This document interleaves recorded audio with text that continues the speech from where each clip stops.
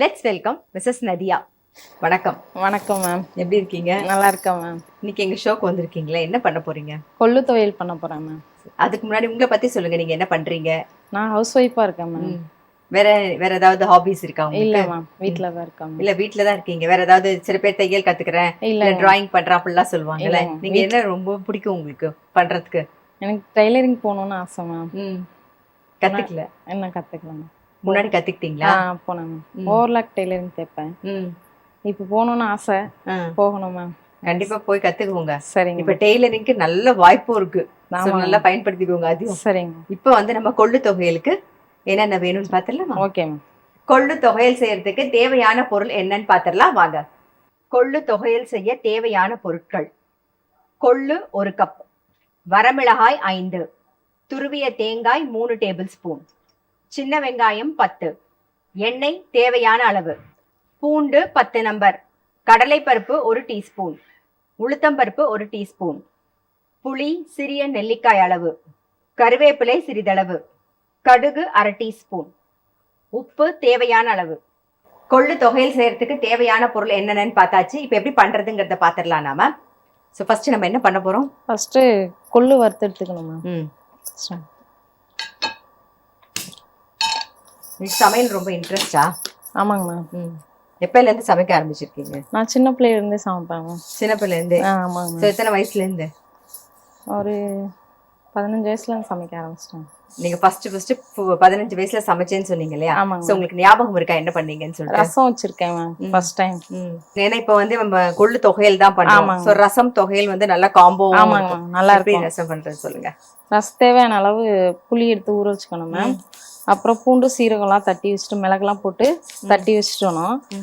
புளி கரைச்சி வச்சுட்டு, தக்காளியும் அதிலே கரைச்சி வச்சுட்டு, கொஞ்சம் ஆயில் ஊற்றி எண்ணெய் போட்டு ஆயில் போட்டு கடுகு கருவேப்பிலை வரமிளகாய் எல்லாம் போட்டு தக்காளி கரைச்சி வச்சதுல கொஞ்சம் எடுத்து வச்சிருக்கணும்.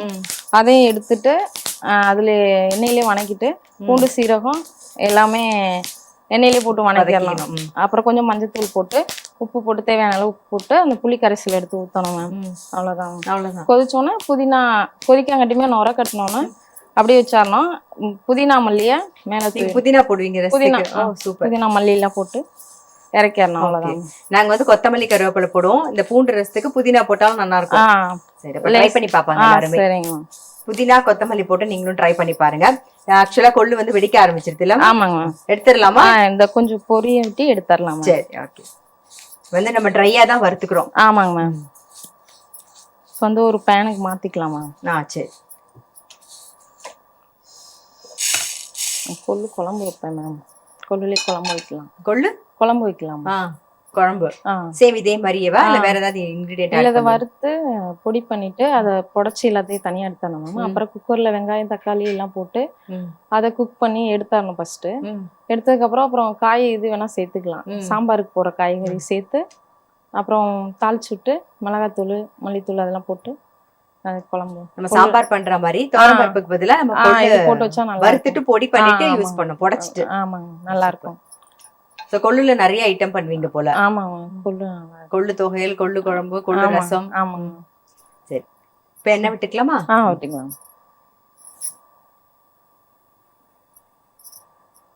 ஆக்சுவலா இந்த கொள்ளு வந்து இளைக்கணும் அப்படின்னு நினைக்கிறவங்க இந்த கொள்ளை சாப்பிடுவாங்க. கொள்ளு பொடி இல்லைன்னா வந்து இப்ப பாத்தீங்கன்னா மிளகா பொடியில எல்லாம் கூட நம்ம இட்லி மிளகா பொடிக்கலாம் பண்றோம், அதுக்குமே வந்து கொள்ளு எல்லாம் சேர்த்துக்கிறாங்க. ஆமாங்க.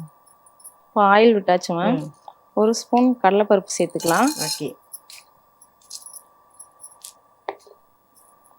அடுத்து 1 ஸ்பூன் உளுத்தம்பருப்பு வறுத்துக்கலாம். கொஞ்சம் பொரிய விடலாம் மேம். Okay okay. இது கூட நம்ம வந்து இப்ப நம்ம வரமிளகா போடலாம், மிளகும் சேர்க்கலாமா காரத்துக்கு? மிளகு சேர்த்து பண்ணது இல்ல கேக்குறேன். வரமிளகாய்க்கும் மிளகும் சேர்த்து கூட பண்ணலாமா? நீங்க சொன்னீங்க கோல்டுக்கும் நல்லதுன்னு சொன்னீங்க. சோ மிளகு நமக்கு கோல்டு ரசம் வச்சா போடலாம் மேம்.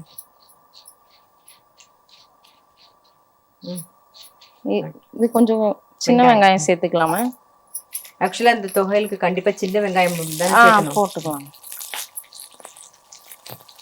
உங்க பசங்களுக்கு என்ன பிடிக்கும்? உங்களுக்கு எவ்வளவு பசங்க? ஒரு பையன் தான். என்ன பண்றான்? எல்கேஜி முடிச்சு யூகேஜி போறான் மேம். யூகேஜி. ஆமாங்க. அவனுக்கு என்ன பிடிக்கும்? நான் பண்றதுல லெமன் சாதம் தான் மேம் பிடிக்கும். அவனுக்கா? ஆமாங்க மேம். ஓ, அப்ப நிறைய பண்ணுவீங்க அடிக்கடி? ஆமாங்க மேம். பூண்டு சேர்த்துக்கலாம் மேம். அப்ப அவனுக்கு ஸ்நாக்ஸ் மாதிரி ஏதாவது பண்ணணும்னா? ஸ்நாக்ஸ்னா என் பையனுக்கு ஸ்வீட் தான் மேம் பிடிக்கும். என்ன ஸ்வீட் பிடிக்கும்? ரவா லட்டு செஞ்சு தருவேன். கேசரி அடிக்கடி செய்வேன். சூப்பர். அப்புறம் தேங்காய் புட்டிங் செய்வேன். அதெல்லாம் பிடிக்கும் மேம். அதுவும் அடிக்கடி செய்வேன். தேங்காய் புட்டிங் அப்படியே வதக்கிட்டே எப்படி பண்ணுவீங்கன்னு சொல்லுங்க. தேங்காய் புட்டிங். ஆமா. இப்போ வரமிளகா சேர்த்துக்கலாமா? தேவையான அளவு சேர்த்துக்கலாமா? சொல்றீங்க. தேங்காய் புட்டிங் வந்து தேங்காய் ஒரு மூடி எடுத்துக்கலாமா? அதை துருவி எடுத்து அந்த தேங்காய் பால் எடுக்கணும். பால் எடுத்துட்டு கொஞ்சம் கார்ன்ஃப்ளவர் மாவு, கொஞ்சம் தேங்காய் பாலை வந்து 2ஆ பிரிச்சுக்கணும். பாதி இதுல வந்து கார்ன்ஃப்ளவர் போட்டு கரைச்சி வச்சுக்கணும் மேம். கருவேப்பிலை சேர்த்துருக்கோம். ஆமாங்க மேம்.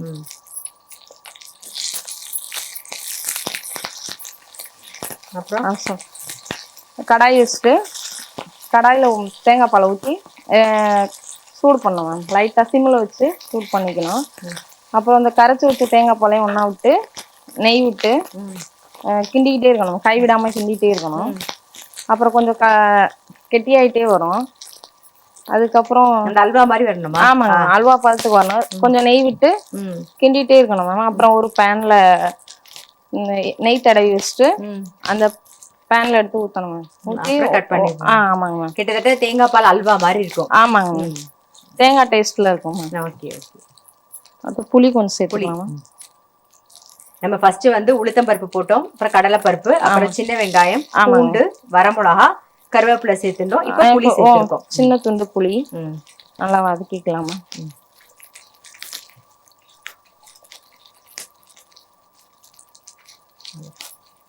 தேங்காய் போட்டுக்கலாமா?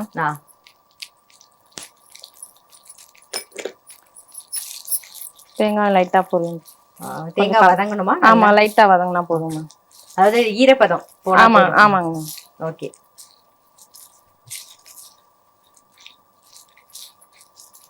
ஆஃப் பண்ணிடலாமா? ஆஃப் பண்ணிடலாமா.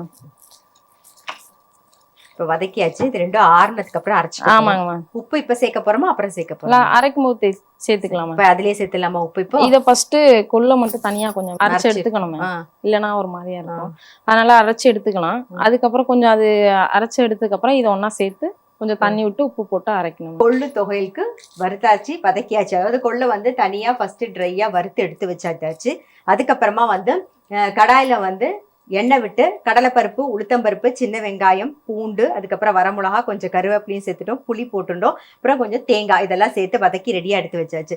இப்போ என்ன பண்ண போறோம்னா, நம்ம முதல்ல வந்து கொள்ளை தனியாக வறுத்துட்டோம் இல்லையா, அதை வந்து கோர்ஸா பொடி பண்ணிட்டு இந்த வதக்கி வச்சிருக்கிறதையும் சேர்த்துட்டு தேவையான உப்பையும் போட்டு கொஞ்சம் தண்ணியும் விட்டு அரைச்சி எடுத்துக்க போறோம். ஸோ இது கொஞ்சம் ஆறட்டும். ஆறுனதுக்கு அப்புறமா நம்ம அரைச்சி எடுத்துக்கலாம். நம்ம வந்து கொள்ளு வருத்தோம் இல்லையா, பாருங்க இந்த அளவுக்கு தானே. இந்த மாதிரி கோர்ஸா பொடி பண்ணிக்கணும். பார்த்தாலே தெரியும் உங்களுக்கு, இந்த அளவுக்கு கோர்ஸா இருக்கணும். இப்போ என்ன பண்ண போறோம்? ரெண்டையும் மிக்ஸ் பண்ணி தண்ணி விட்டு தேவையான அளவு உப்பு போட்டு மிக்ஸ். இப்போ உப்பு போட்டுடலாமா? நம்ம போட்டுடலாமா. இங்க பாருங்க, கொள்ளு கோர்ஸா அரைச்சாச்சு.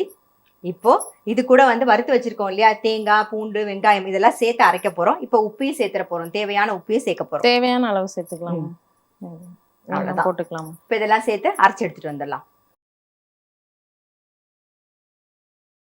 இப்போ தொகையில அரைச்சு ரெடியா எடுத்துன்னு வந்தாச்சு. இப்போ என்ன பண்ண போறோம் நாம? இப்போ ஒரு பேனை வச்சுக்கலாமா.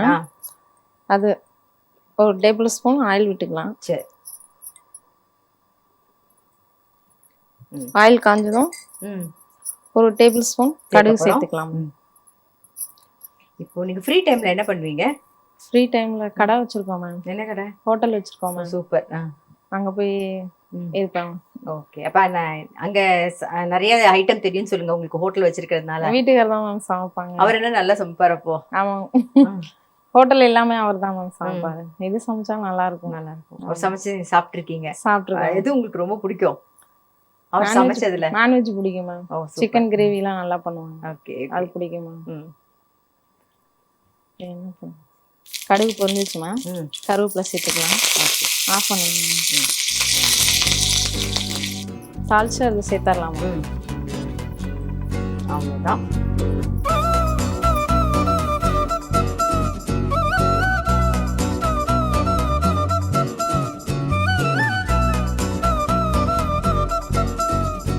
எங்க ஷோக்கு வந்து ரொம்ப சிம்பிளா, ஏன்னா இப்ப நிறைய பேர் இளைக்கணும் அப்படின்னு நினைக்கிறவங்க வந்து கொள்ளு தான் நிறைய யூஸ் பண்ணுவாங்க. கொள்ளு தொகையல், கொள்ளு ரசம், கொள்ளு குழம்பு இந்த மாதிரி தானே. ஆமா. ஸோ கொள்ளு தொகையல் பண்ணி காமிச்சதுக்கு ரொம்ப ரொம்ப நன்றி. உங்களுக்கு வந்து டைமண்ட் ஹோம் அப்ளையன்சஸ் வழங்கும் ஒரு gift.